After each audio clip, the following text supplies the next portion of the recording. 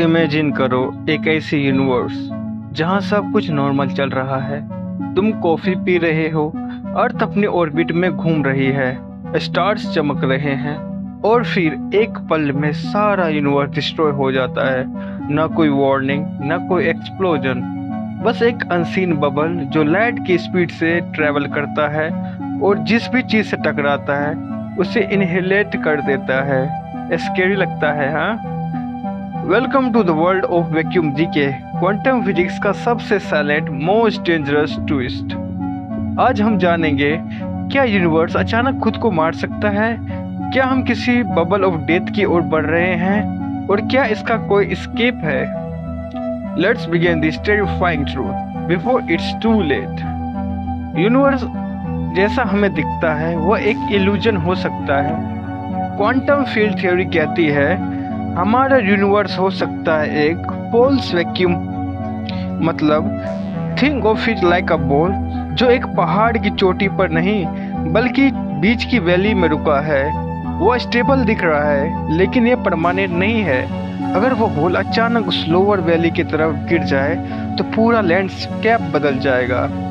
Similarly, अगर universe poles vacuum में है और वो ट्रू वैक्यूम में शिफ्ट हो जाए तो फिजिक्स के सारे लॉज रिसेट हो जाएंगे।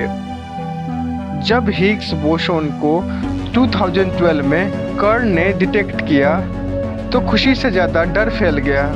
क्यों?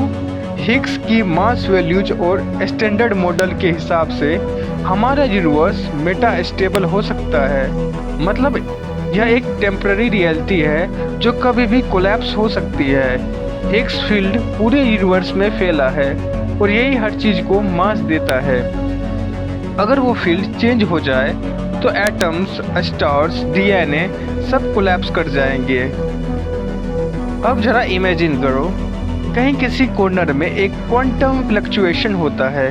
एक मैक्रोस्कोपिक बबल बनते हैं जिनमें एक लॉज ऑफ फिजिक्स है। ये बबल स्टेबल होता है और फिर वह एक्सपेंड होने लगता है लाइट की स्पीड से, और जिस चीज से टकराता है वो करेंट फिजिक्स इंस्टेंटली डिस्ट्रॉय हो जाती है। No warning, no time to react, just inhalation.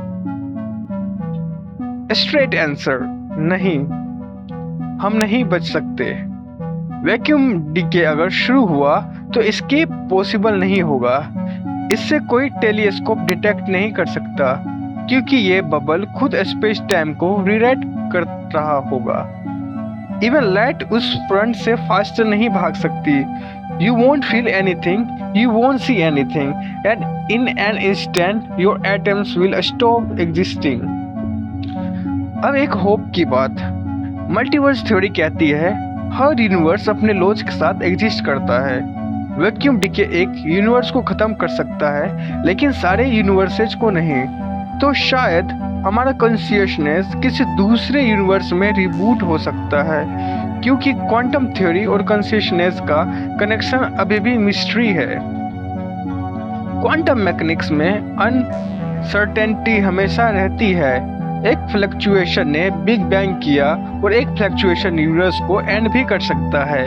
यानी क्रिएशन और डिस्ट्रक्शन दोनों रेंडमनेस पर डिपेंड करते हैं। यह ना भगवान काम है न किसी एलियन का, बल्कि यह एक मैथमेटिकली प्रोबेबिलिटी है जो हमारे फिजिक्स के इक्वेशन से आती है। क्या यह ऑलरेडी हो चुका है कहीं? वैक्यूम डीके का सबसे डरावना हिस्सा, हमें पता ही नहीं चलेगा अगर ये ऑलरेडी शुरू हो चुका हो। कहीं दूर किसी इनविजिबल गैलेक्सी में एक बबल बन चुका हो सकता है और वो इस वक्त हमारी ओर आ रहा हो लाइट स्पीड से, और जिस दिन वो पहुंचेगा हमारा यूनिवर्स के सारे रूल्स खत्म हो जाएंगे। स्टीफन हॉकिंस ने इस पॉसिबिलिटी को अल्टीमेट थ्रेट कहा था। उनका मानना था साइंस को ऐसे एग्जिस्टेंशियल थ्रेट्स पर ध्यान देना चाहिए।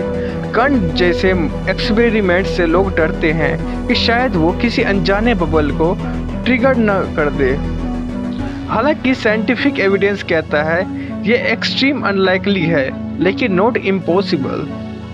अब सोचो, हम सब कुछ कंट्रोल करना चाहते हैं, जिंदगी, सक्सेस, एआई, रॉकेट्स, लेकिन सच ये है हमारा पूरा यूनिवर्स भी खुद के फ्यूचर को कंट्रोल नहीं करता। एक इनविजिबल प्रोसेस हमारे अस्तित्व को खत्म कर सकता है बिना वार्निंग के। फिर भी हम जिंदा है, सोचते हैं, इस वीडियो को बना और देख रहे हैं। That's the miracle, that's the beauty. So अगली बार जब तुम स्काई में देखो तो सोचो कि कहीं कोई इनविजिबल बबल ट्रैवल कर रहा हो, तो फिर भी तुम जिंदा हो। कमेंट में बताओ, अगर यूनिवर्स अचानक खत्म होने वाला हो, तुम अपने आखिरी 10 सेकंड्स में क्या करोगे? ऐसे माइंड ब्लोइंग स्पेस कंटेंट के लिए सब्सक्राइब जरूर करना और अपनी इमेजिनेशन को इन्फिनिट तक फैलाओ। मिलते हैं अगले वीडियो में, जहां पर हम फिर यूनिवर्स के सबसे बड़ा सवाल पूछेंगे। धन्यवाद आपके समय के लिए। अगर आपको इसी तरह का कंटेंट देखना है तो आप पिछले वाले वीडियो चेकआउट कर सकते हैं, because you don't know what will be the next.